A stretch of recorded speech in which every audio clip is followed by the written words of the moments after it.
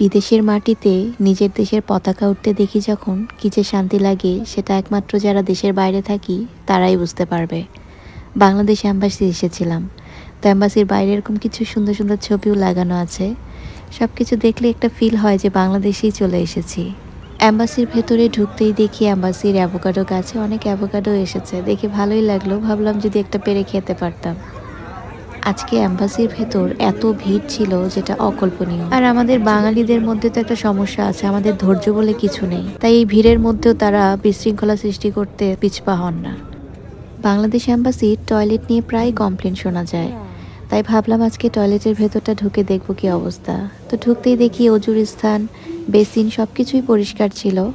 তবে টয়লেটের স্থানটা আর দেখাচ্ছি না, সেটা আসলে দেখানোর মতো অবস্থা ছিল না। আসলে আমরা অ্যাম্বাসির দোষ দিয়ে থাকি ঠিকই, কিন্তু নিজেদেরও কিন্তু বাথরুম ম্যানার জানা দরকার। এক পর্যায়ে গিয়ে কফি